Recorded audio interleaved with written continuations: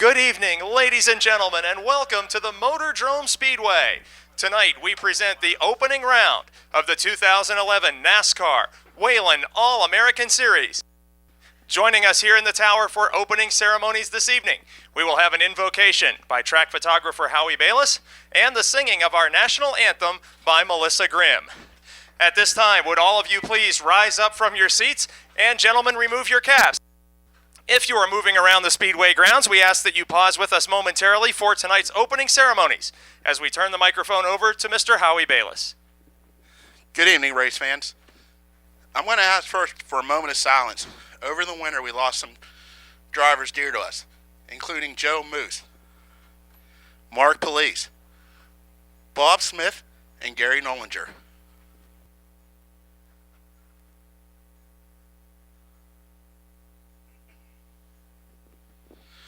Tonight's racing program is dedicated in their memory. Dear Lord, as we gather here tonight for entertainment, we ask that you keep all the drivers, the fans, and the pit crews and officials safe. Racing's very dangerous, and we also ask for safety of the track crew. May we have a good night and a great week, and let us say amen. Please remain standing for the singing of our national anthem by Melissa Grimm. Oh, say, can you see by the dawn's early light what so proudly we hailed at the twilight's last gleaming, whose broad stripes and bright stars through the perilous fight o'er the ramparts we watched were so gallantly streaming, and the rocket's red glare, the bombs bursting in air, gave proof through the night that our flag was still there. Oh, say, does that star-spangled banner yet wave o'er the land of the free and the home of the brave? Grubbs Jr. The 18 is Rich Copen from West Leisenring. And the first green flag of 2011 is waving. The 48 machine is Paul Koffler III. The 23 in a backup machine tonight as they go three wide, Popular Eugene the Hillbilly Zerfoss. And the 00 car, driven by Gary Carper.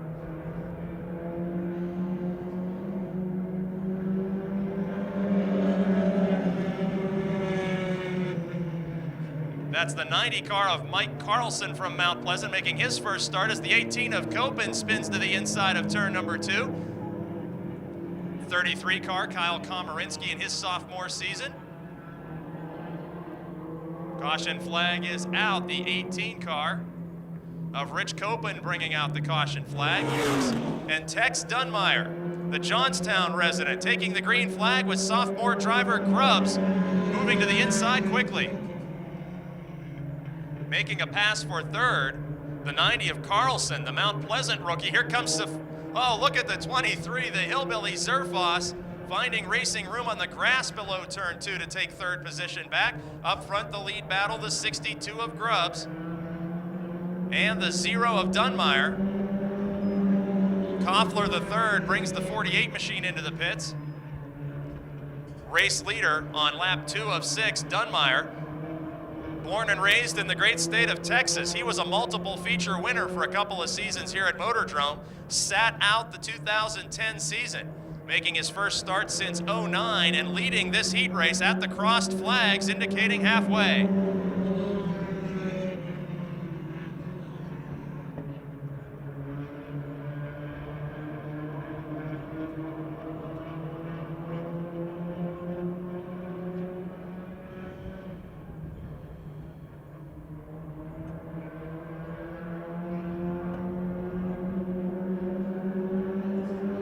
Putting lap 4 in the books, Larry Tex Dunmeyer leading the way over Grubbs in the 62 car. That machine looking really sharp in 2011. After Grubbs put his rookie season under his belt a year ago, he holds down the second spot.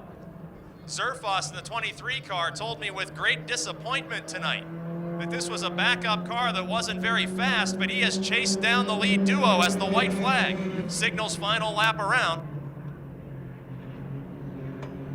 Grubbs now feeling the pressure of the veteran from Acosta, PA. Zerfoss in 23 trying to make a last lap pass of Grubbs in 62, but coming out of turn 4, the first checkered flag of 2011 will wave for Larry Tex Dunmeyer in car 0. Grubbs gets the second spot, Zerfoss in third, and his first ever start will be a 4th place finish for the 90 of Mike Carlson. In car 67, 44, Mary Catherine Shimko from Keisterville. 37 is Ben Stahl, and no start that time. We've got a false start happening. Side by side, Nolan Simsik, sophomore drivers bring us to the green flag, and we are racing.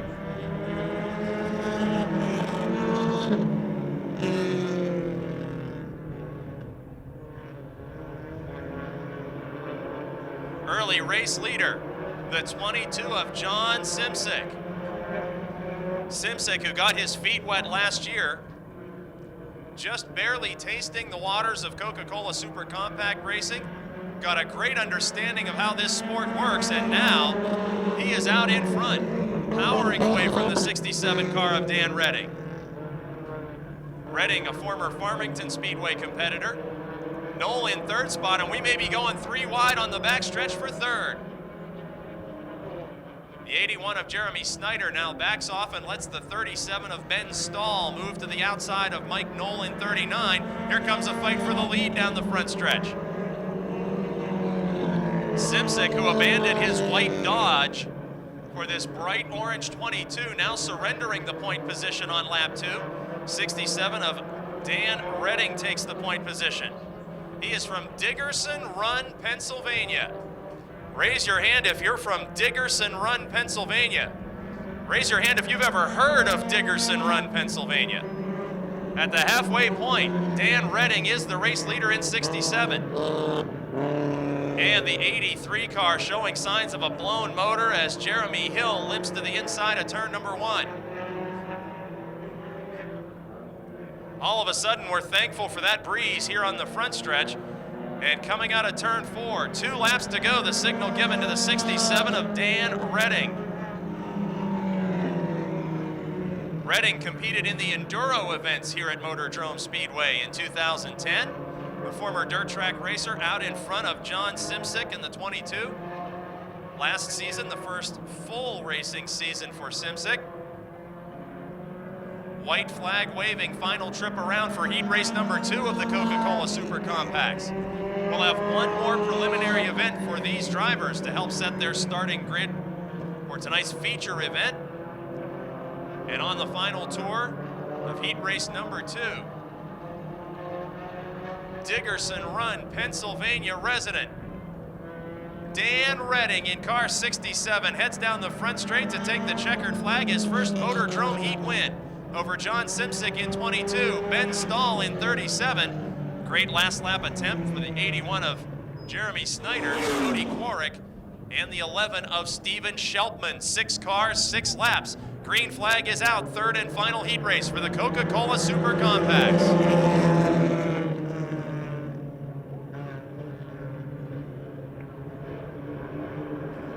Steve Settle in car 3 has been to victory lane in the Super Compacts and in the Charger division as well. He holds a 2-car length advantage over Knight in second, Ducavage in third.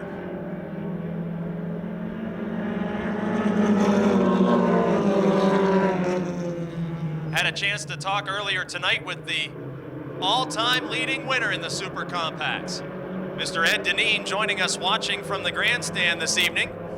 Deneen's car has been sold, so he is in a retirement that I would call temporary. I know what kind of competitor Ed is, and I'm not going to believe he's retired just yet.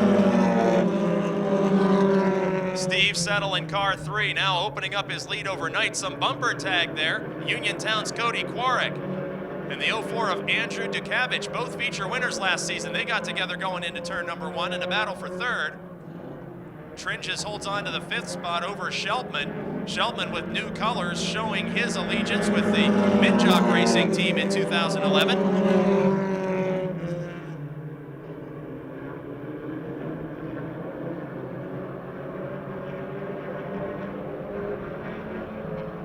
Battle for second, Dukavich in the 04, diving to the inside of Knight.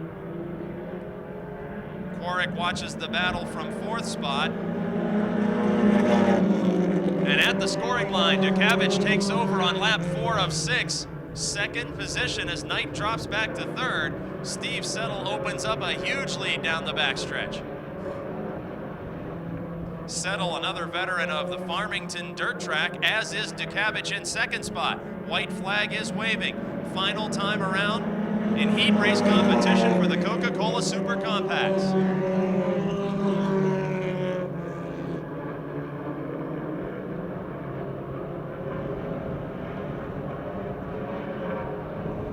Side by side for 3rd now. Quarrick coming up from the back of the field to challenge Knight, but out of turn 4, the checkered flag waves for Steve Settle in car 3.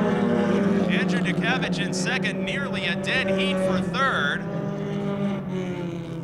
Champion King Zane Farrell in car 14. Roger Bryan drives car number 12. James Heilman in the 17.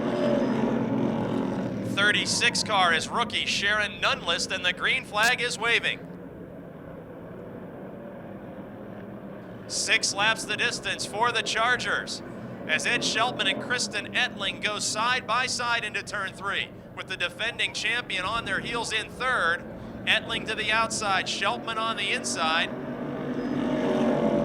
And the 8 of Kristen Ettling will lead the first lap of 2011 for the Charger division. Sheltman right there in 2nd. Here comes Farrell in car 14. Ettling and Farrell were 2 of the leading feature winners in this division last season. Sheltman in car 20 after graduating from the Super Compacts, looking for a career first win in the division. Kristen Ettling out in front. Zane Farrell now taking the 2nd position away as he clears Sheltman down the backstretch. 3rd spot held by the rookie Anthony Aiello from North Huntington, and a spin in turn 2. Going around one direction, then the other, Sharon Nunlist, a rookie, the HB Racing Machine, stopped to the inside of turn number 2, and we will need a caution flag. So Jonathan Heilman, and making his first start tonight. Green flag is back out, 3 laps to go.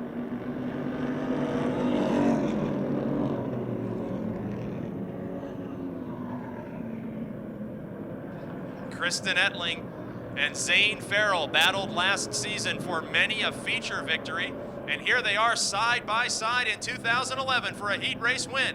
Ettling gets the car loose, hanging the back end out through 3 and 4. Farrell charges to the inside and takes the lead with 2 to go. King Zane Farrell working the inside. Kristen Ettling fighting a severe loose handling condition. Sheltman in car 20, the front row starter, hanging on to a 3rd position. Then the 31 of Aiello. White flag signals final lap for heat number 1 of the Chargers.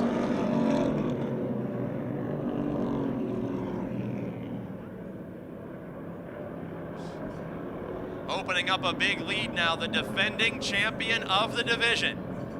A many-time go-kart winner and go-kart champion. Coming out of turn number 4 to take the checkered flag, King Zane Farrell of Ruffsdale will win it over Kristen Ettling, Ed Sheltman, Anthony Aiello, and Roger Bryan. 51, Mary Catherine Shimko. And the 63 car, Joe Baylog, as the green flag waves. They are bumper to bumper all the way through turns 1 and 2. Several big winners. Starting near the front of this pack, 71, John Scott, looking terrific in 2011, seeking his first win. Outside, Eifert in car 61, one of the biggest winners of 2010.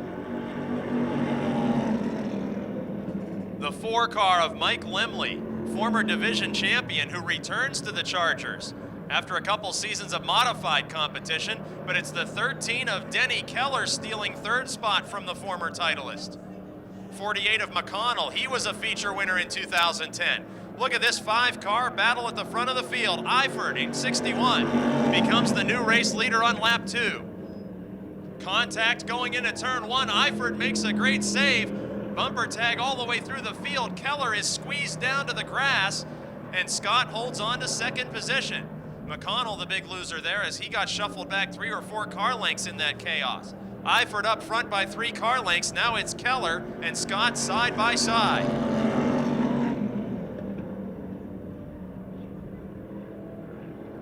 Keller inching ahead of Scott, and now Scott will lose another position to McConnell as early race leader John Scott falling back. McConnell now in the red-wheeled 48 machine out of the DeWitt Racing stable takes third spot. In second, Denny Keller in 13, one of last season's biggest winners and a championship contender until the final night of racing. And Ron Eifert, the third, out in front in car 61. The 4 of Lemley hangs on to a top 5 position. His first run in this former Tracy Keller machine.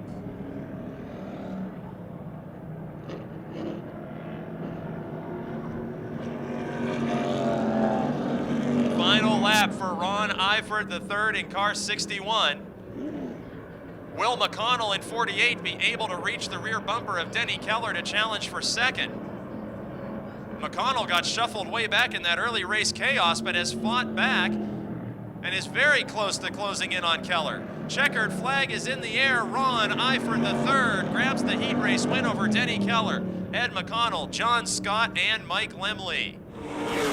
But it's Minjock on the pole. Colarusso, the defending champ, outside. Green flag waves. 8 laps for the street stocks, and they head into turn 1 for the first time in 2011. Minjock in car 34, the former Charger division dominator, takes off with the lead. Teddy Gibala into second spot. Colarusso falling back to third. There's Andrew Kostelnik, his former teammate. Kostelnik in car 57 made some contact with the 0 of Colarusso, and it happens again in turn 2. Colarusso seeming not quite up to speed in the 0.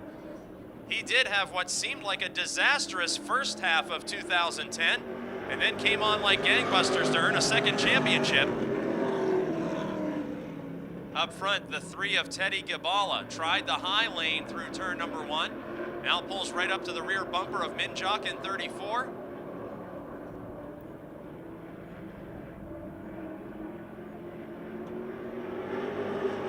Working lap 3 of 8, race leader Aaron Minjock. In the Minjock painting number 34, Minjock, an instructor of the Motordrome Speedway Ride and Drive Experience, where you can drive a NASCAR stock car right here at Motordrome Speedway. He's feeling pressure from Coulter, Pennsylvania's Teddy Gibala. And Gibala again moves to the outside in turn 1. Challenge for third spot heats up, as does the lead battle. They're 2 wide into turn 3 for the lead. They're 2 wide into turn 3 for third. Kostelnik will steal third spot from his former teammate Colarusso, but they're trading all kinds of paint. Former close friends are duking it out on the speedway and shoving each other all over the surface. 5 laps are completed. Lead battle again down the backstretch. As Jimmy Stokes heads pit side, Teddy Gibala moves to the inside. Can he clear Minjock for the lead out of turn 4? And he will. At the scoring line with 2 laps to go, Teddy Gibala becomes the new official leader, with Aaron Minjock now back to second spot. Colarusso reclaimed third, and Kostelnik storms right back on the backstretch. Those drivers have made contact multiple times in this heat race, and now Colarusso back in fourth, a couple car lengths off the rear bumper of Kostelnik. Final trip around the Motordrome half mile. Teddy Gibala in car 3 with about a 3 car length advantage over Minjock.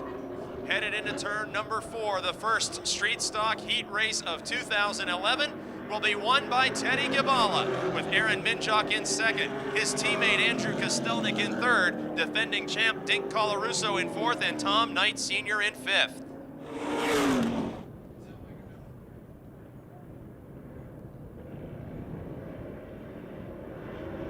green flag is out. 8 laps the distance for the street stocks. Shawn Phillips in car 31 grabs the early lead. Matt Sever in the 83. The young former champion of the Super Compacts moving to the inside of a Super Compact veteran himself, Jeff Zellweger in 18. Zellweger from Allison Park, Pennsylvania, back to third in the Barrel Chevrolet 18. Just in front of him, the Martinelli's Auto. EESI 83 of Matt Sever closing in quickly on the Jean and Boots Candy 31 of Shawn Phillips. Back and forth, it's Scott Aiello. He was a championship contender last season. Terry Schwartz in the 03. 2 of 8 laps in the books. Shawn Phillips, the leader in car 31, has had 3 straight seasons of disastrous opening nights. He's caught on fire, he's blown engines, he's destroyed a car in the wall. All those things happening on opening night the 3 previous seasons.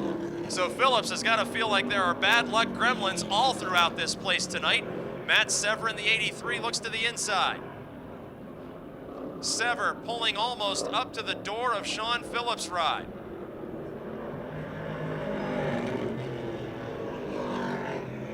Halfway, crossed flag, signal 4 down and 4 to go.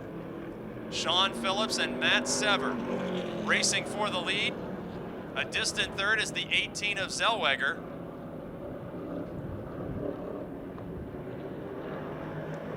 And Phillips maintains his half car length advantage all the way around the speedway here on lap 5. Phillips, a graduate years ago of the old Pure Stock division. And Sever, who got his start picking up double-digit feature wins as a rookie in the Super Compacts. Sever all kinds of sideways that time in turn 4. He manages to gather the car up and actually gained ground on Phillips that lap. It's a dead heat down the backstretch. Now can Sever clear him for the first heat win of the season? Phillips holds to the outside. White flag waving, last trip around. The Lux-sponsored 83 of Matt Sever now out in front by 2 car lengths. Phillips back into second spot. Final trip through turns 3 and 4. Heat race number 2 for the street stocks will be won by Matt Sever of West Newton. Shawn Phillips finishing second. Jeff Zellweger will place third. Coming for a 4th place finish, Scott Aiello in the 00. And sophomore driver in this division from McKeesport in car 03, Terry Schwartz picking up a 5th place finish in heat race number 2. Maybe set up to Motordrome Speedway specs like he has never had a car here before. Green flag is out, 8 laps for the open wheel modifieds. The 40 of Brian Shipp out in front. Cater dropping back 2-3 positions in car 27. Dustin Blank moves into the runner-up position. His first official start in a modified. In 3rd spot, Gary Scott. Scott was behind the wheel of the number 60 last year in September for the Fall Festival. And he is just in front of Billy Rebar in the 18 car. Rebar, whose career breakout season of 2010 set him up for 2011 after he said he might even retire from competition. Working lap 2 of 8 for the open wheel modifieds. Brian Shipp in car 40 out in front. Shipp has raced several weeks before with a broken arm, showing his dedication to chasing the points at Motordrome Speedway. He's got about a 6 car length advantage over Dustin Blank. Blank in car 94, driving the former Lonnie Hoffman modified. Then it's Gary Scott in 3rd, Billy Rebar in 4th. These 4 cars have checked out on the 5th place driver, Vince Cater in 27.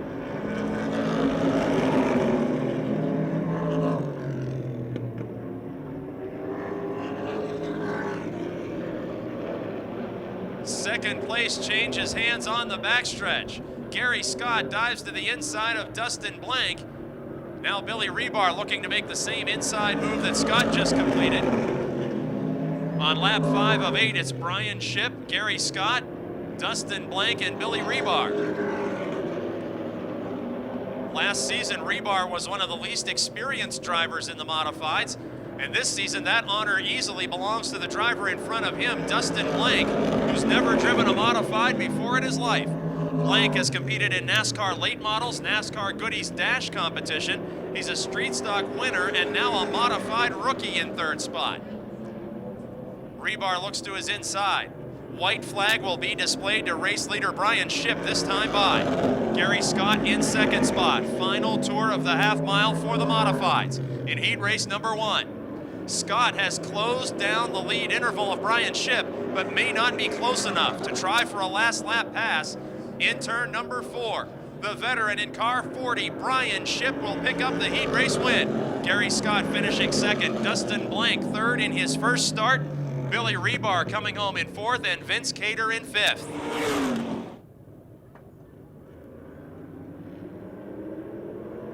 Green flag is out. Defending champions on the front row. The inside, the 3, Chris Brink. He was the track titleist here at Motordrome in this division last season. The black 7 of Chris Bailey, the National Touring Series champion in the ARCA trucks a year ago. His teammate, the 17 of Weiser, now roars into second position. And with duct tape numbers on the 00, the HB Motorsports entry of Adam Kostelnik, now pulling side by side with Bailey. Kostelnik, a feature winner last season.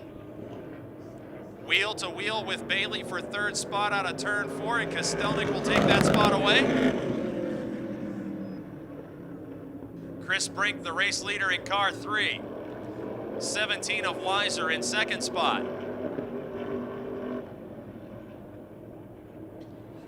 Eight laps the distance, beginning now to work lap number 3, and car number 3. Out in front, the former limited late model ace at the Jennerstown Speedway. He completed his transition to modified racing last season with a track championship. Multiple feature victories, and Weiser all over his rear bumper. Crossed flag signal halfway.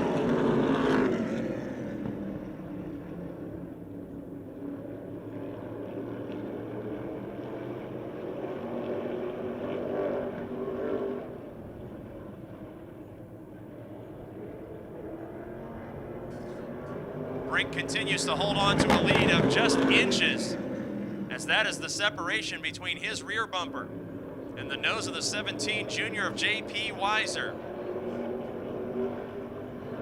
00 of Kostelnik is third and may be gaining just a little bit on the front two, as ARCA truck star Bailey is in fourth with 2 laps to go.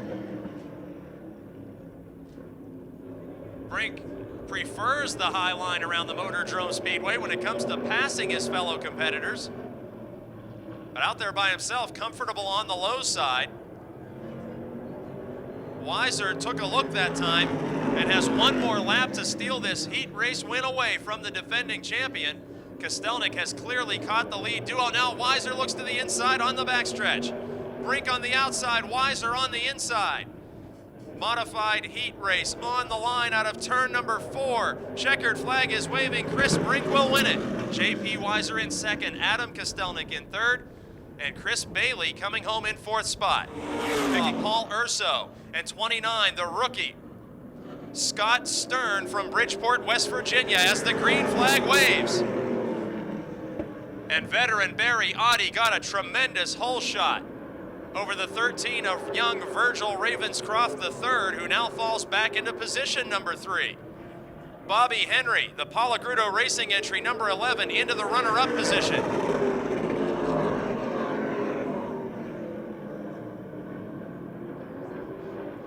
Race leader Barry Oddie, a 2-track champion, a former Clearfield Speedway champion, a former Jennerstown Speedway champion.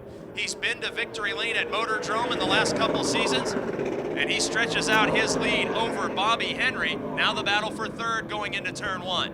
Veteran winner Mark Poole to the outside of Motordrome rookie Virgil Ravenscroft. Side by side, Poole with multiple feature wins each of the last several seasons, and he will wrestle the third position away from young Ravenscroft. Running in 5th position and looking to challenge for 4th, the 37 of Paul Urso from Glenshaw. Urso, a former Rookie of the Year in this division. He has been to victory lane in the Subway late models.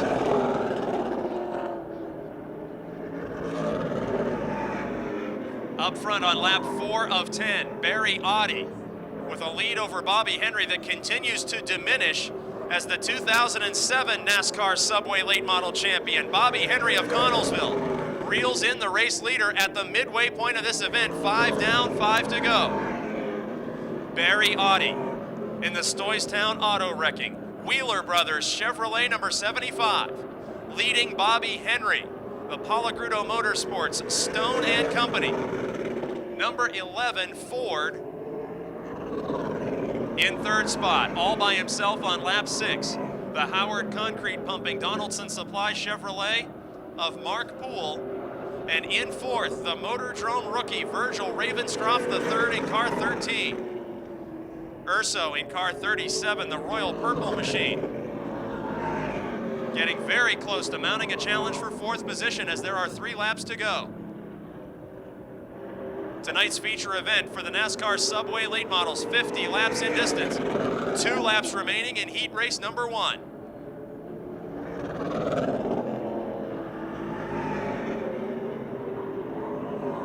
As Henry continues to chop down the lead of Barry Audi, time is running out. And with NASCAR points on the line in heat race competition, the white flag is waving. Audi has never won a track championship here at Motordrome, but has done so at both of the other tracks that he competed regularly. Henry, one of the all-time leading winners here and former champion. Checkered flag is waving. Barry Audi will win it. Bobby Henry coming home in second spot. Mark Poole will finish third in the battle for fourth out of turn 4. Paul Urso will steal that position away. 5th place to the Motordrome rookie, Virgil Ravenscroft.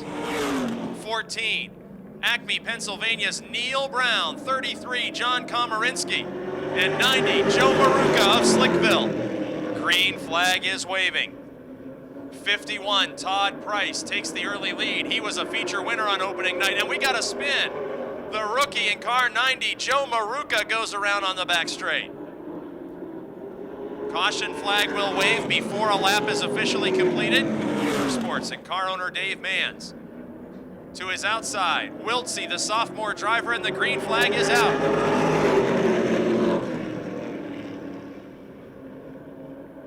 Price and Wiltrout again break away from the rest of the field. Wiltsey in third. 4th is Catone, 5th Zombar, and here comes a challenge for the lead in turn 4. Wiltrout to the inside. He will grab the point position. Former champion of Jennerstown Speedway, former champion of Motordrome Speedway, Gary Wiltrout out in front. Todd Price in second. Now Mark Catone up to third. Multiple feature winner last season, now a 4-time champion, is the driver of car 31. Wiltsey in 4th spot. Both sophomore drivers nose to tail now as Gardner in car 7, the Duke of Roughdale.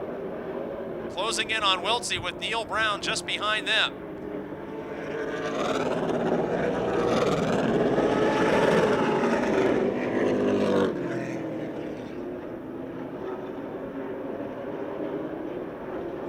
Neil Brown takes away the 5th position, closing in on Wiltsey, and John Komarinsky in 33 now looking to move around the 7 of Gardner.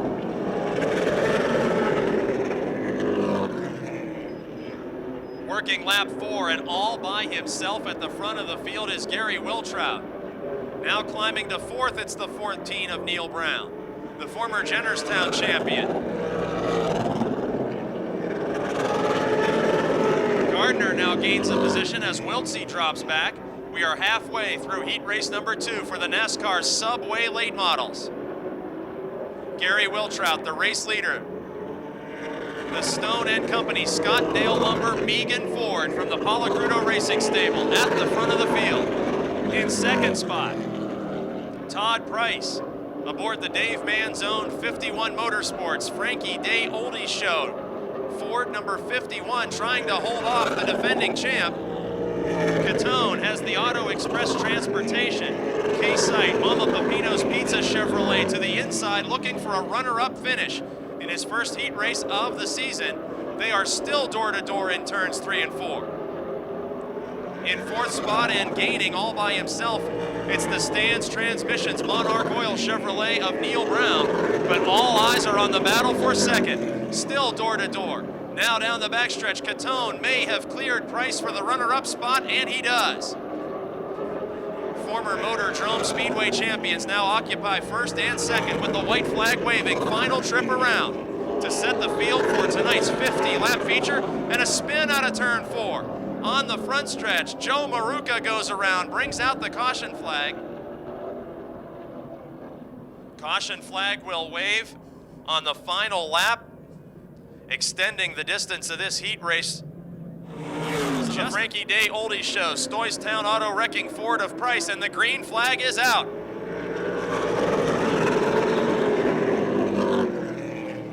Wiltrout and Catone. Caution flag eliminates Wiltrout's lead. Coming to the white flag, leaders are nose to tail. Brown challenges Price for third spot as this 10-lap heat becomes an 11-lapper thanks to the caution flag. Brown to the inside of Price. They are door-to-door on the backstretch. Catone may be unable to challenge for the win. Out of turn number 4, Gary Wiltrout will win his first heat race of 2011 over Mark Catone, Neil Brown, Todd Price, and Matt Gardner. Every driver in the field up to Zerfoss seeking a career first win. Here's the green flag for the first feature event of 2011 at Motordrome Speedway. 62, Dale Grubbs. 0, Larry Dunmeyer. 11, Steven Sheltman. As we're 4 wide in turn 1. 48 is Paul Koffler III. 47, Mark Tringes Jr. 78, Christopher Knight. 04, Dukavich. 6, Quarik. 3, Settle. Look at this action out of turns 3 and 4. Race leader is Mary Catherine Shimko. The Keisterville teenager will lead the first official feature lap of 2011. Bumper cars there in turn number 1, but everybody continues on. New race leader is Larry Dunmeyer in car 0. He brings Zerfoss along with them. Now the KG veterans are at the front of this field of youngsters. The 11 of Steven Sheltman now breaking through the chaos for third position. Mark Tringes Jr. in 47 follows suit. Heat race winner Dan Redding in the 67 has made very few Motordrome starts in his career, and he is hanging right there in the top 5. Cody Quarik of Uniontown has the 6 car coming up from deep in the field. 3 wide on the front stretch.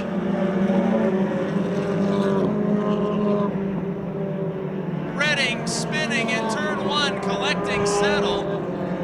Redding able to continue as he got into fellow West Leisenring resident Steve Settle. In the 49 of Mark Tringes Sr. 3 laps completed, 15 laps the distance. We are green and racing.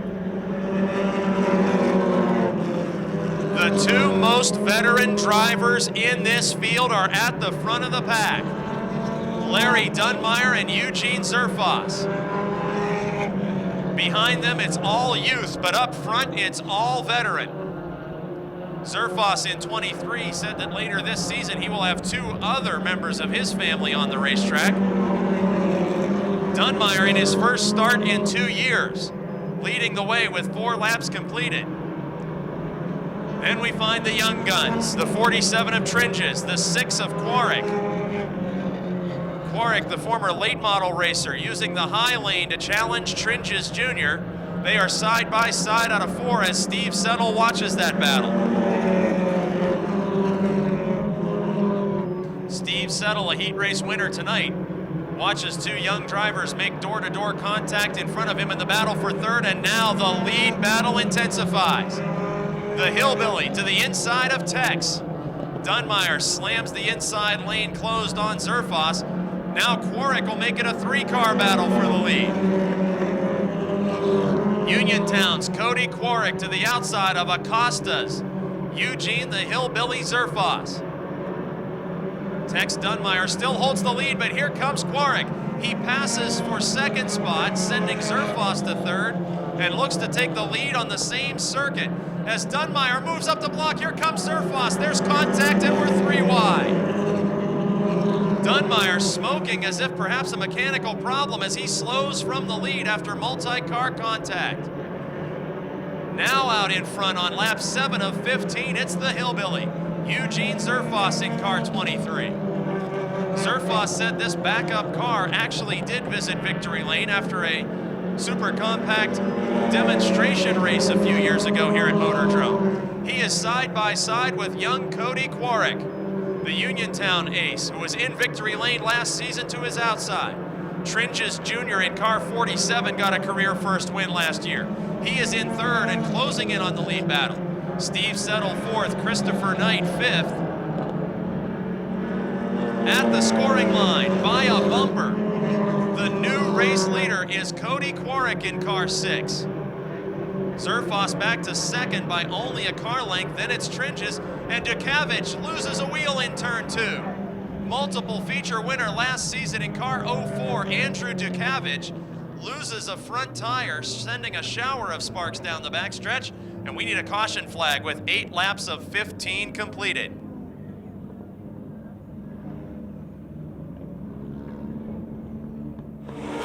Tringes in 47, Settle and Knight as the green flag waves. 6 laps remaining in the first feature of 2011 for the Coca-Cola Super Compacts.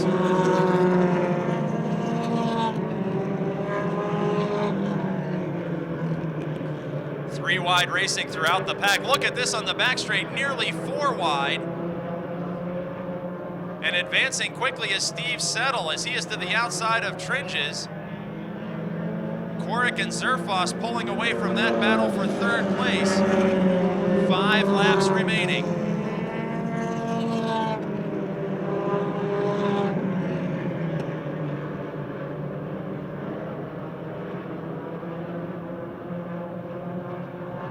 Increasing his lead, Uniontown's Cody Quarrick over Eugene Zerfoss and Steve Settle.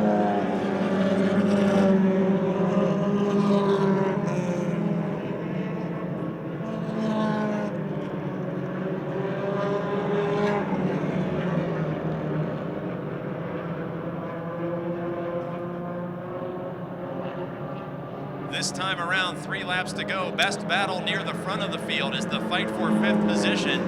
Paul Koffler the third in 48.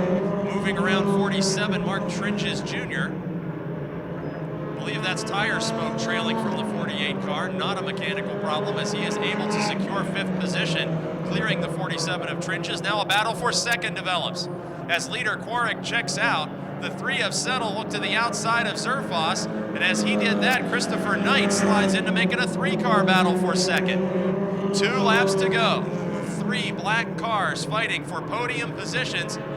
Settle makes a miscue. Zerfoss gets away and he loses a spot to Knight. Now Knight sets up to make a high side challenge of Zerfoss in turn 4. White flag waving for Quarrick with a huge lead now. Zerfoss still in 2nd, but Knight challenging and Settle right there.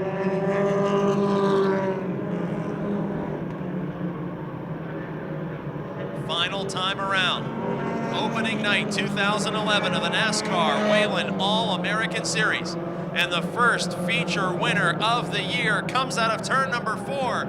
Cody Quarrick of Uniontown takes the checkered flag over Eugene Zerfoss, Christopher Knight, Steve Settle, and Paul Koffler III.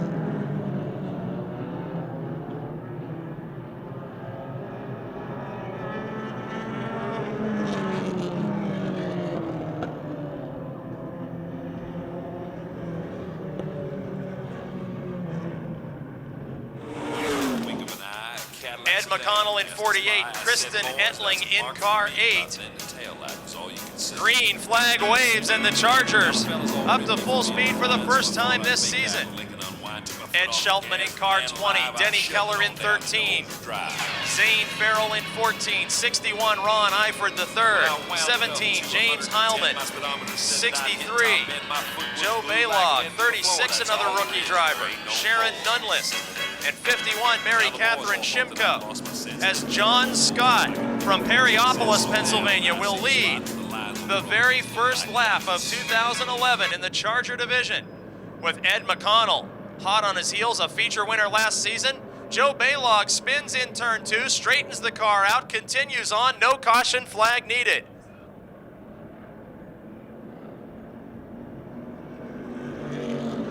71 of John Scott out in front of Ed McConnell. Scott looked impressive in his heat race, and here on lap 2, seeking a career first feature victory. Also seeking a career first win in this division, car 12, Roger Bryan, and he's got winning veterans all over his back bumper for third spot. Denny Keller in car 13 moves to the inside. He will steal third position. Here comes Kristen Ettling and Mike Lemley ganging up on Bryan. Battle for the lead heats up out of turn number 2. Ed McConnell in car 48. 71 of John Scott, the current race leader. They go in very close together in turn 3. No contact was made, but a great battle. McConnell will wrestle the lead away on lap 4. 48 of Ed McConnell got that career first feature win last season, and he now stretches out the margin between himself and the 71 of John Scott. 13 of Denny Keller from Denora. Big feature winner last season, championship contender right up till the final night of racing. He is third, Kristen Ettling is fourth. Fifth, it's Ed Shelpman, who's now forced to contend with the defending champ Zane Farrell in car 14. 15 laps the distance, and we're in lap traffic already. McConnell has to move to the outside of Baylog, then the 51 of Shimko, and the 36 of Sharon Nunlist. Working lap number 6, it's McConnell, Scott, and Keller. Kristen Ettling in fourth in car 8. She's got a lot of distance to make up before she can challenge for third. Zane Farrell in car 14, the defending champion, has a mechanical problem. He is pulling pit side on the backstretch.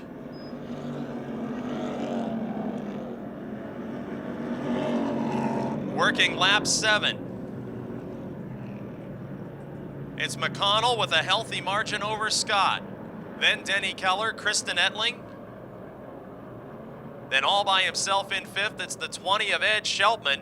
Mike Lemley in 6th, the modified competitor last season, returning to his roots as a former Charger champion. Battle for second, Denny Keller takes a peek to the inside of John Scott.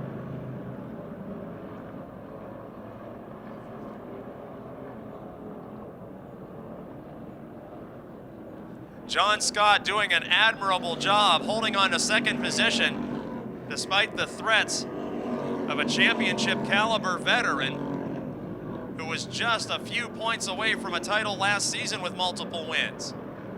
As a result of their dueling, Kristen Ettling is now gaining in a big way on the battle for second. Look at Ettling in car 8 after fighting a loose handling condition in her heat race. Ettling fourth and closing.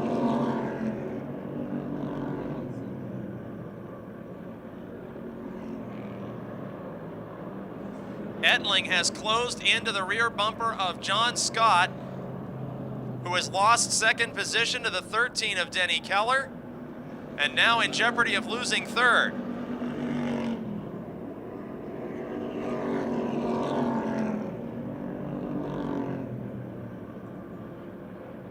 Ettling in car number 8 did not compete every week here at Motordrome Speedway. Still piled up the feature victories in 2010. Scott looking for that first win. And on lap 12, it continues to be Ed McConnell out in front. McConnell got his win early in 2010 and then was forced to rebuild that car after a couple of grinding crashes. 2 laps to go as McConnell in lap traffic again with a big lead over Keller, then Scott and Ettling.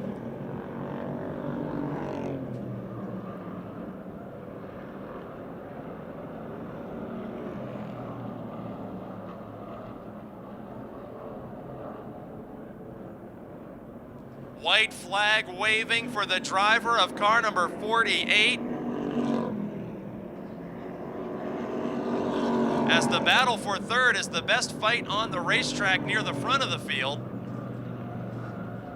Headed into turns 3 and 4.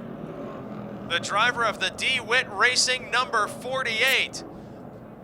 Another victory for Ed McConnell on opening night in the Chargers as he defeats Denny Keller, John Scott, Kristen Etling, and Ed Sheltman.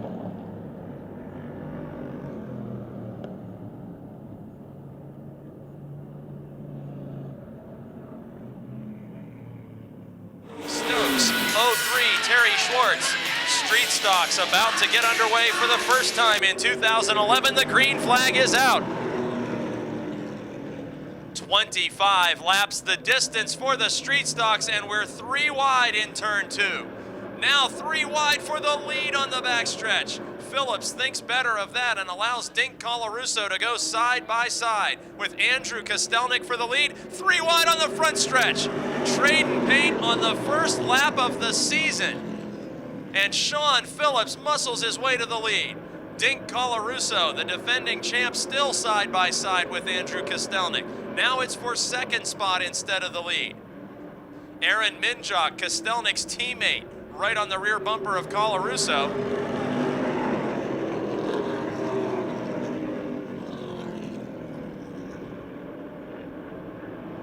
Side by side now it's Colarusso and Minjock. Teddy Gibala, heat race winner tonight in car 3. Watching that battle from 4th position, Matt Sever, the sophomore driver, is 5th.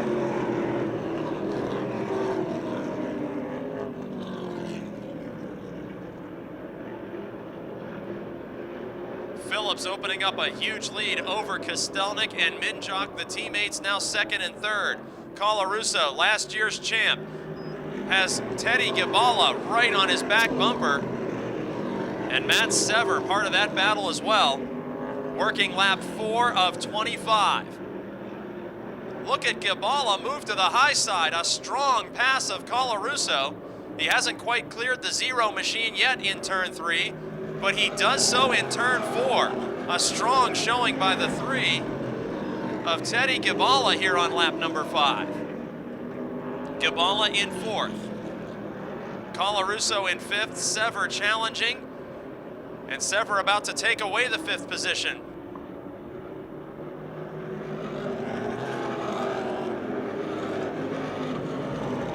Side by side into turn 1 is the battle for 5th. Matt Sever, the young driver from West Newton, and the Greensburg veteran Dink Colarusso. Sever vaults his way into the top 5. Race leader continues to be Shawn Phillips in car 31. The Jean and Boots Candy Chevrolet Monte Carlo out in front of Andrew Kostelnik. Kostelnik in the Minjock Painting Motordrome Ride and Drive 57. Leading his car owner Aaron Minjock in 3rd. Then Teddy Gibala and Matt Sever. Battle for 3rd. Gibala, who showed such strength moving to the outside of Colarusso, now looking to the inside of Minjock. Matt Sever keeping pace with him. 2 of the younger drivers in this field, Gibala and Sever. Closing in on former Charger Division dominator Aaron Minjock and taking spots away as Minjock went up high, made a miscue, saved the race car, but lost 2 positions, working lap 9 of 25.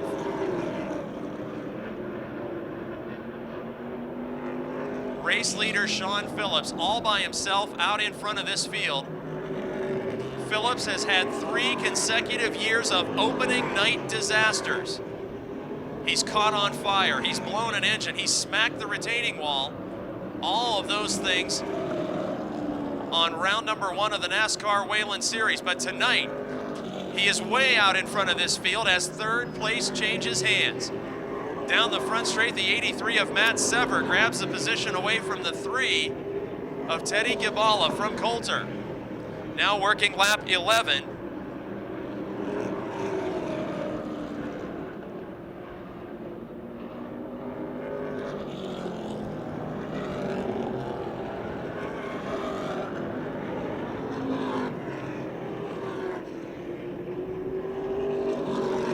Top 5 strung out around the speedway.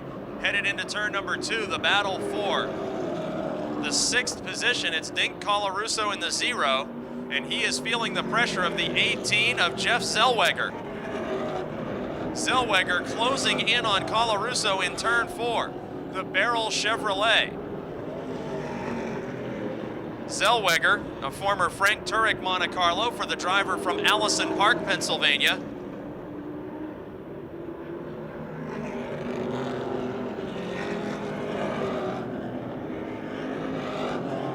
And now on lap 14, the battle for second heats up, as Sever left his early race partner, Teddy Gibala, in the dust, and the 03 of Terry Schwartz looms underneath this battle.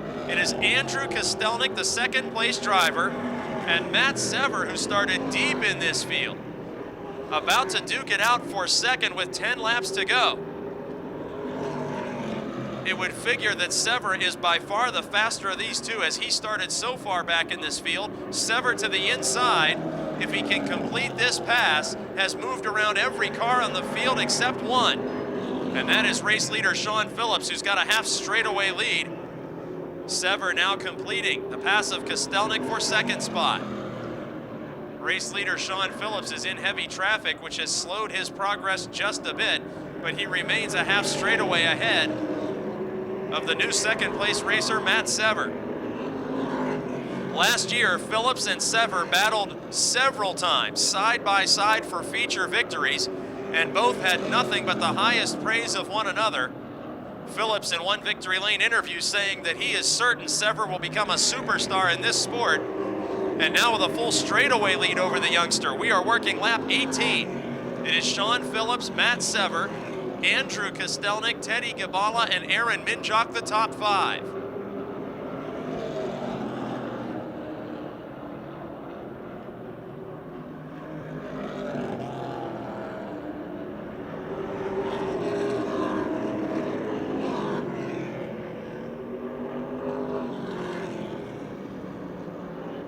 Shawn Phillips building a huge lead to try and change his opening night fortunes.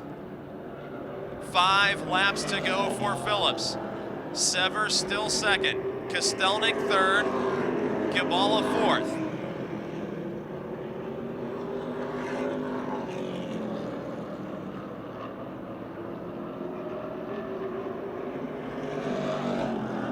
Phillips setting such a torrid pace, he is now on the same straightaway as the 6th place driver. Jeff Zellweger held that spot a moment ago, but Zellweger powers to the outside of Colarusso. It looks as though Zellweger will take away 6th spot, relegating Colarusso back to 7th, just a half straightaway from going a lap down to this torrid pace set by leader Shawn Phillips. Matt Sever in the 83 is clearly gaining on the leader, but with only 3 laps remaining, he has far too much real estate to gobble up to try and challenge, as Phillips this time sees the signal of 2 laps to go. The former division champion and pure stock graduate from Jefferson, Pennsylvania, closing in on last year's champion, Dink Colarusso, goes a lap down. Sever continues to gain car lengths each lap. White flag waving. This time around, Shawn Phillips is a half mile from changing his opening day fortunes after 3 straight seasons of disastrous first outings. 2011 will change the luck of this champion driver. In turn 4, headed to the checkered flag, Matt Sever spins from second as Shawn Phillips takes the checkered flag, now coming into the second position as the checkered and caution wave simultaneously. Andrew Kostelnik will grab a runner-up finish. Teddy Gibala will be third. And 4th position, unofficially, to the 34 of Aaron Minjock.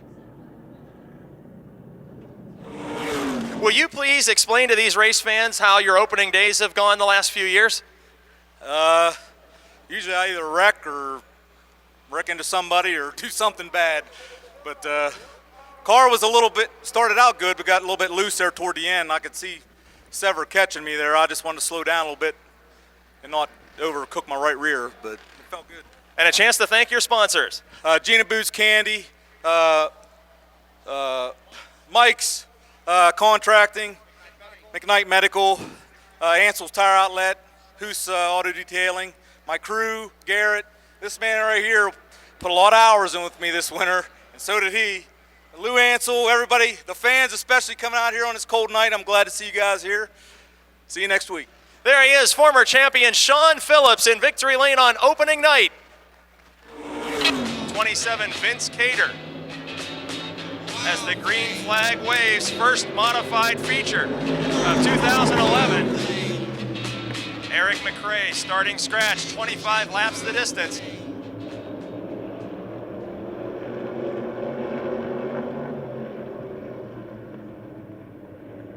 Bumper to bumper up front. Bailey, Rebar, and Kostelnik.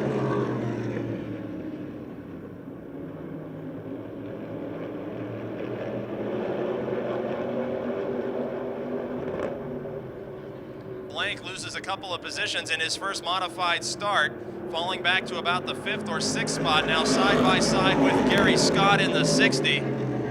With 2 laps completed, the race leader is Chris Bailey Jr. from South Park, Pennsylvania. Former late model competitor here at Motordrome in Lake Erie, who hit the road traveling with the ARCA Truck Pros last season and won the championship of that touring series as a rookie. Now looking for a first modified feature win, stretching out his lead in that Peanuts Eustace chassis number 7. 18, Billy Rebar, the flying fireman, first career win coming last season. And Kostelnik, one of the all-time leading winners in this division, 3rd in the HP Motorsports 00.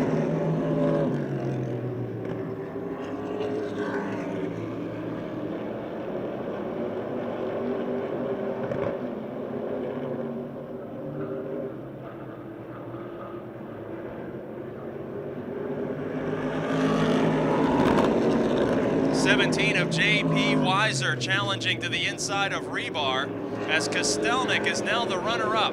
The AK chassis, HB Motorsports 00, 6-time modified champion and winner last season. Trying to chase down the ARCA Truck Series defending champion Chris Bailey Jr. of South Park. Bailey's teammate, J.P. Weiser, riding 3rd. Billy Rebar 4th. 5th position, the 60. Viglione Motorsports entry, now driven by Gary Scott from Irwin. Heat winners Chris Brink and Brian Shipp are mired back in this field in cars 3 and 40, 6th and 7th on the speedway.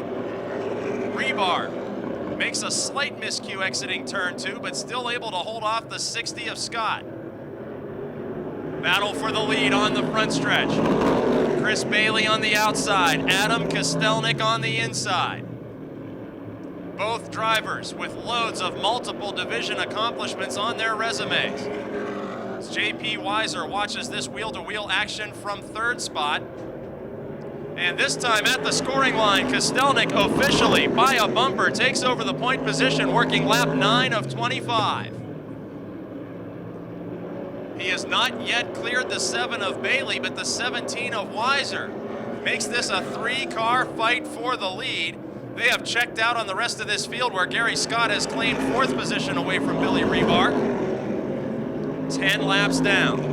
Kostelnik, the race leader. Teammates Bailey and Weiser, wheel to wheel for 2nd spot.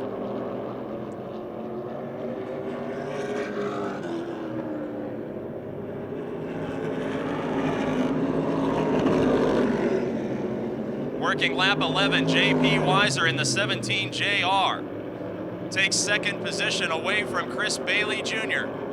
Gary Scott made a pass for 4th and is quickly gaining on the top 3 in car number 60.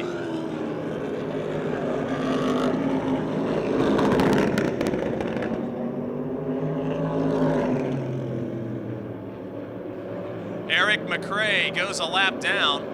McRae with multiple feature wins at the Lake Erie Speedway in a brand new modified tonight, shaking it down and losing a lap to the race leaders as Kostelnik sets a blistering pace here on lap 13. J.P. Weiser, who grabbed a Motordrome victory last season, an upset win for the Lake Erie regular here at the Big Half Mile. He's about a car length away from Kostelnik's rear bumper, but Kostelnik a little slow through turn 4 that time. Bailey still in 3rd, Gary Scott in 4th spot and gaining. Fifth, it's Billy Rebar trying to hold off tonight's 2 heat race winners. Chris Brink in the 3, the defending champion. And feature winner last season, Brian Shipp in the 40.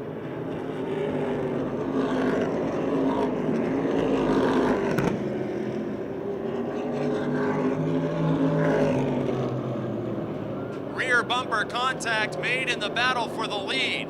Weiser accelerated down the backstretch and tagged the AK00 of Adam Kostelnik. Working lap number 16, 9 to go. And Weiser appears to be just as strong as the race leader. Bailey falling off that pace after leading laps early. He is a distant 3rd. Gary Scott 4th. Now it's Chris Brink in 5th spot.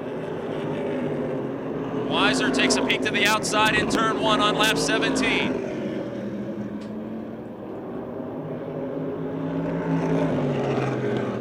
Unable to pull even with Kostelnik to challenge. Turn 4, he pulls right back in line with the 00. Adam Kostelnik, who earned 6 modified championships at the wheel of the Viglione Racing number 60, moved on to HB Motorsports last season where he picked up a victory. JP Weiser in the 17 car, again close enough to reach out and touch the rear bumper of Kostelnik's car. Adam Kostelnik's machine still awaiting the graphics and paint for 2011. And Weiser on lap 19 again looks to the high side. Challenge for 3rd as Gary Scott has moved up to pull even with Chris Bailey Jr., but the lead battle intensifies again this time out of turn 4. Weiser and Kostelnik both in victory lane in 2010. 5 laps to go to settle opening night 2011. Weiser on the outside, holding steady into turn 3.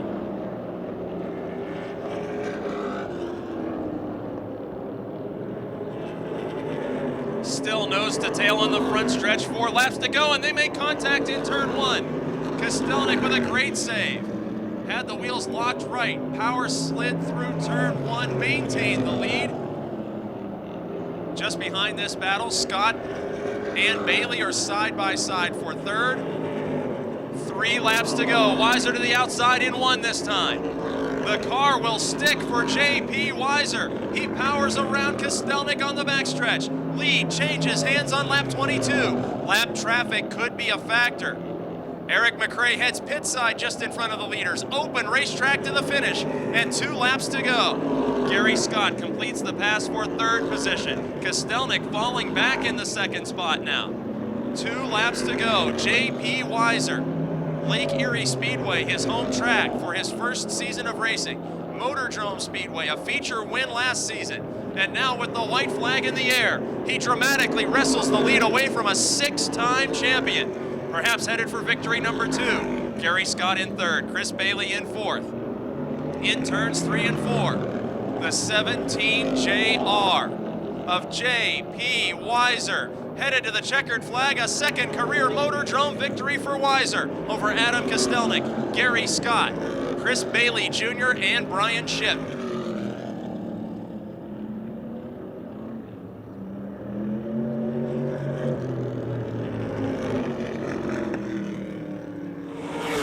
Well, JP Weiser, I know this is your 2nd trip to Motordrome Victory Lane. Tell the fans a little bit about the start of your racing career, because you had a pretty good resume built up before you were a regular here.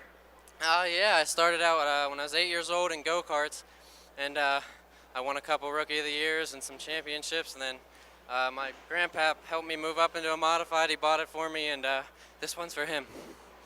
Now let's talk about your teammate there, the driver that you had to pass to win this race. What's his relationship to you? That's my cousin. He's a really, really good driver, and we knew he was going to have a couple races in the truck this year, so we wanted to get him some more seat time, and he ran a good race, and I want to thank him for being here with me.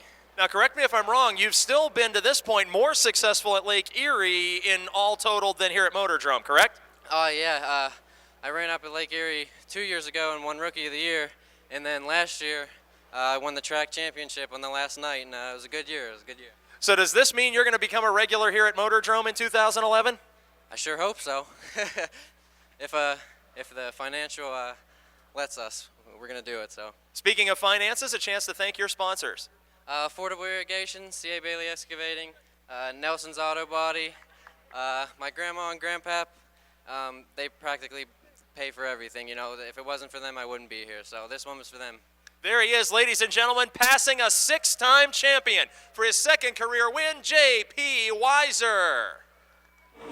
Making his first Motordrome start from Bridgeport, Scott Stern. The front row of Urso and the 51 of Todd Price lead us to the first green flag of 2011 in the NASCAR Subway late models.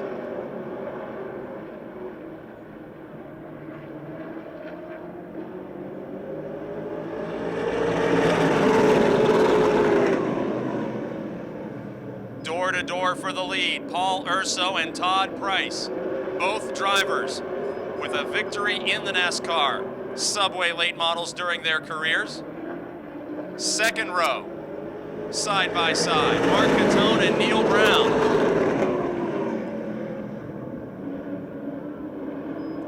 Price now edges out to a full car length advantage over Urso, leaving Brown in the Benz Motorsports 14 to go side by side with the Glenshaw resident.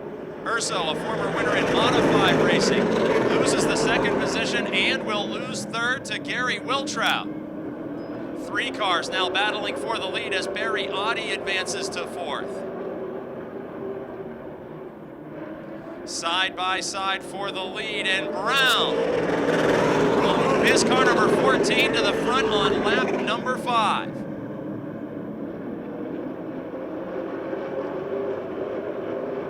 It's Neil Brown leading Barry Audi and Gary Wiltrout.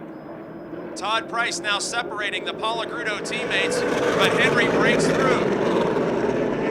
Henry will join Wiltrout inside the top 4 and Mark Catone advancing to the top 5. All 5 drivers at the front of this field have been to victory lane in 2010.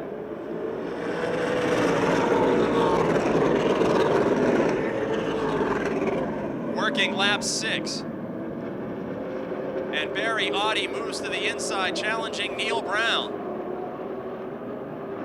Door to door, the former Jennerstown Speedway champions. Nearly a dead heat at the scoring line, but by inches, the 75 of Audi becomes the official race leader on lap 7. It's a pair of black Chevrolets leading the R&R Motorsports teammates, with defending champ Mark Catone in 5th. Now Gary Wiltrout takes a peek to the inside of Neil Brown. As he does that, his teammate Bobby Henry climbs to the outside lane. Henry, the 2007 Motordrome Speedway champion, moving around the 2002 Motordrome Speedway champion Gary Wiltrout. And Henry grabs the 3rd spot. Working lap number 9, Barry Audi continues to lead. Neil Brown in 2nd. Bobby Henry, Gary Wiltrout, Mark Catone completing the top 5. Mark Poole, another multi-feature winner in 2010, advances to 6th, but he is a distant 6th, as 5 cars have broken away from the rest of this field on lap 10 of 50.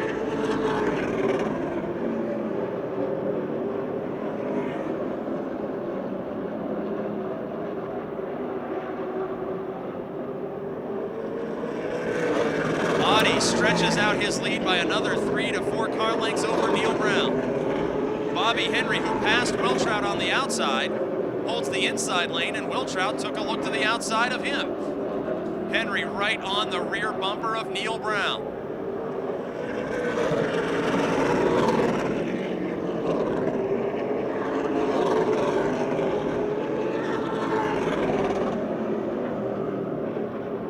As Audi stretches out his lead, the battle for 2nd is a good one. Henry on the inside, Brown on the outside.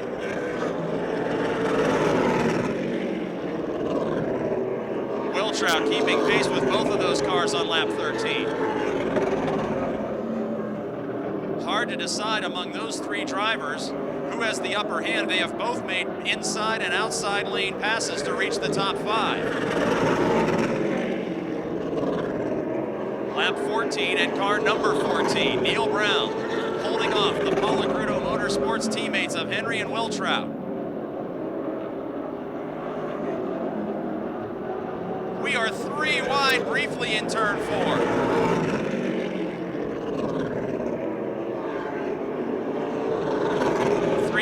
biggest winners of the last 4 racing seasons at Motordrome Speedway and the Subway late models, are duking it out for second position as race leader Barry Audi opens up a half straightaway advantage. Working lap number 16, Wiltrout vaults to the outside, but Neil Brown's rear bumper is just too wide, and those cars are unable to challenge for second spot.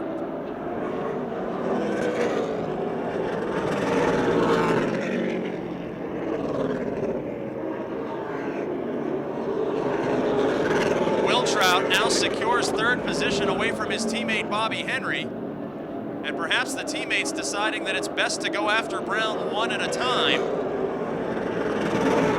as they are all losing ground to race leader Barry Audi.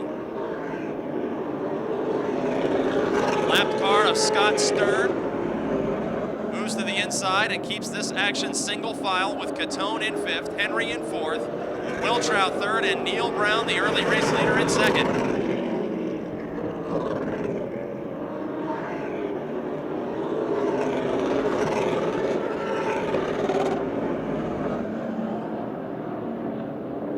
Now Henry looks again to the inside of Wiltrout. Audi's lead just over half a straightaway at lap number 20 of 50. Wiltrout very comfortable in the outside lane of the speedway.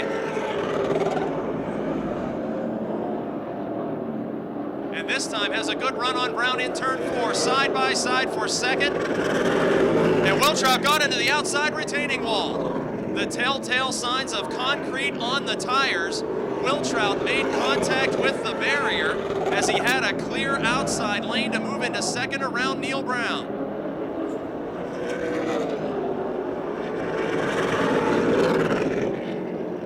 Perhaps no other damage to the race car other than the white stripes on the sneakers, but Wiltrout definitely made contact with the wall. Now let's see if Henry can make a pass for third to the inside of his teammate. Wiltrout that time treacherously through turn 4. As the car wiggled just a bit, you have to figure something was knocked out of alignment when a NASCAR Subway late model pounds the concrete. Nevertheless, he hangs on to third. Brown's advantage in second spot, a full car length. Then it's Bobby Henry and Mark Catone inside the top 5. Race leader Barry Audi on lap 24 started in the 7th position and quickly worked his way to the front. This time out of turn 4, the crossed flags will be displayed to the Stoystown Auto Wrecking, Wheeler Brothers Chevrolet number 75 of Barry Audi. In second spot at the midpoint of the event, the Stans Transmissions Monarch Oil, Benz Motorsports number 14 of Neil Brown, trying to fend off the Palacrudo Motorsports teammates.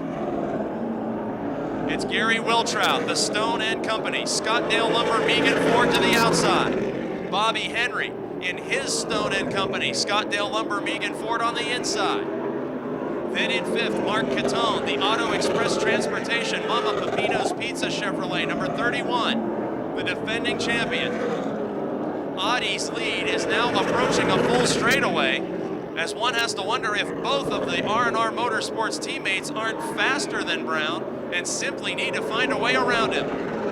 Catone right on the rear bumper of the teammates, as Audi, the race leader, puts a lap on Virgil Ravenscroft, the Motordrome rookie, working lap 28. Now Henry is the 3rd place driver all by himself. Catone moves to the inside of the battered number 95 of Gary Wiltrout. And Catone will slide into 4th position, perhaps in turn 4. But Wiltrout powers right back. In spite of the damage, Wiltrout hanging on to a top 5 position. And next lap, there will be 20 to go. Race leader Barry Audi with a comfortable lead and a couple of lapped cars between himself and Neil Brown from Acme, Pennsylvania.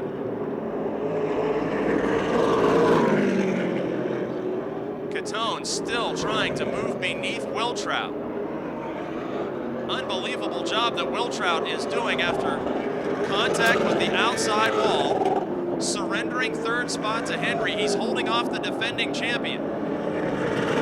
Now heavy lap traffic for this battle as Todd Price is off the pace. Virgil Ravenscroft III, also one of the back markers, being passed by top 5 race cars. It's Brown in the 14, Henry in the 11. Battle for second could be developing as Wiltrout hangs on to fourth.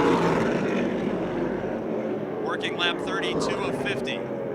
Henry glued right to the rear bumper of Neil Brown. Brown has been to victory lane at Motordrome for 3 separate car owners and for himself. Looking to put Benz Motorsports in victory lane tonight, but a half straightaway behind Barry Audi. Bobby Henry, the former Motordrome champion. Henry, winner of 100-lap Crown Jewel events here at Motordrome, his home track. Began racing in the 4 cylinders here in the 1980s. Dominated the dirt track limited late model wars here. And has gone on to a stellar career in the NASCAR Subway late models. Mark Catone in car 31 continues to challenge Wiltrout. Catone now a 4-time Motordrome track champion with multiple wins last season. Fielding his own team with his champion driver brother Mike as crew chief. Mike, a former super compact champion here at Motordrome. Turning wrenches for his brother. And on the front straight, race leader Barry Audi encounters heavy lap traffic. West Virginia rookie Scott Stern looms in front of him. Audi had to get on the binders, makes his way around the rookie. Now closing in on Michael Zombar and the 7 of Matt Gardner, the former Charger Division champion. 2 wide lap traffic in front of the leader. Working lap 37, and Audi being very patient, aware of the big lead he has over Neil Brown. Threads his way past Gardner in the 7, and they make a little contact back there. Race leader Audi got into the 7 of Gardner, putting him a lap down. On lap 38, Audi moves to the high side, passing the 64 of Michael Zombar, the 3rd-year driver from Hunker, Pennsylvania. Now clear racetrack in front of the Jenners, Pennsylvania veteran. Back to the battle for second now in turn 4. As Audi's lead has diminished, Neil Brown continues to hold on to second over Bobby Henry. 3rd, Gary Wiltrout. 4th, Mark Catone.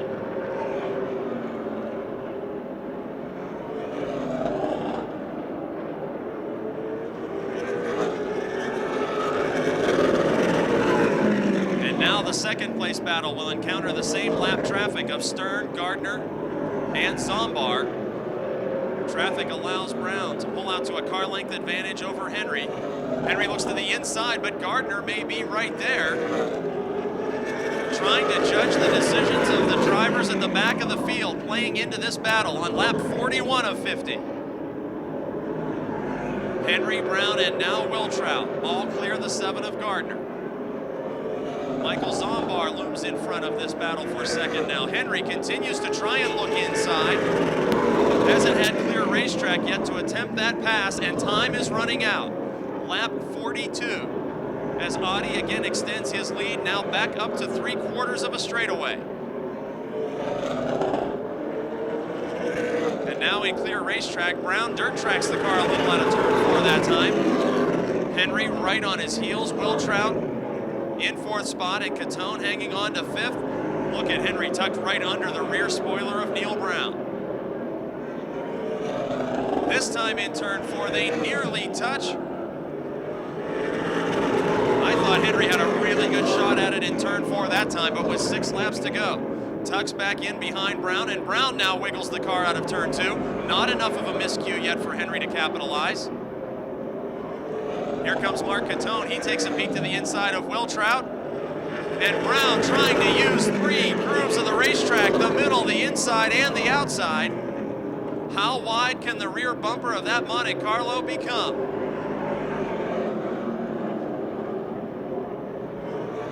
Bobby Henry trying to take second position away. And Neil Brown making that car as wide as possible. This is a 4-car fight for second. Any one of these drivers could come out the runner-up, as Catone is still battling with Wiltrout. Working lap 47.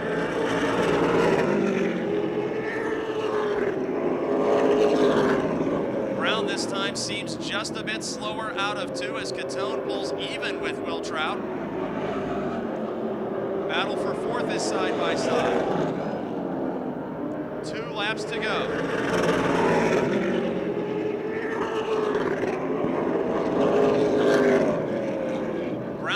time vaults out of turn 2 with a 2-car length advantage.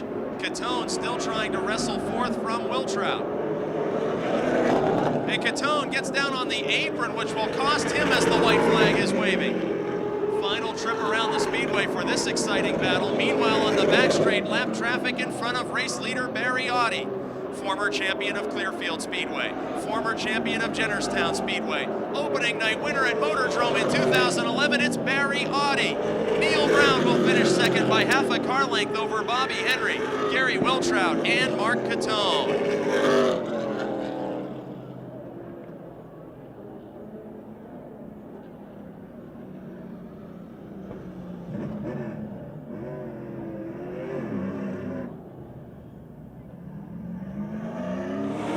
Barry Audi with your AMSOIL prizes collected tonight for an opening night win. The Barry Audi that I know is calculating, and he sometimes doesn't get to the front until near the end of a race because he knows how to save a car and save tires, and tonight you blistered right to the front from the start. Tell us about that run. That's the best car I had here in years. Worked really good. You know, this field tonight's so loaded with veterans and top-notch winners up front. When you pull your starting position, when it's posted on the pit board of where you're going to start, how much does that really mean to you with the stiff competition here? I lucked out there at the start and went to the high side, and it went instead of the low line there. And if I wouldn't have did that, it might have been a different story, you know. Talking a little bit about your career and championships all throughout, how many years have you been racing now? Long time. Well, that's a cheat answer, but we'll let you get away with that one. How about a chance to thank all your sponsors and crew for kicking off 2011 the right way? Thank like all my guys. We worked on it hard all winter long, and this is the result when you work on it hard. And I'd like to thank Wheeler Brothers, Stoystown Auto, Highland Hot Rods, Pizza Hut, Morocco Welding, North Star Equipment, Oakhurst Tea Room, Country Snacks, yeah, Boswell Prescription, Rose's Mini Mart, JB's Roadhouse, North Star Equipment, I think I said them. I think I got it all. Now, since you had to cheat and get help on those sponsors, I'm going to ask you one more tough question. The changes that you guys made over the winter, were these things that you were guessing about tonight, or were these things you knew were going to make this thing a rocket ship? We put a whole different setup on it and came here to practice and ripped it all completely off and went damn near back to what we had the last race of last year. Well, it worked out for the start of 2011. Ladies and gentlemen, your opening night winner in the Subway NASCAR Late Models, Barry Audi.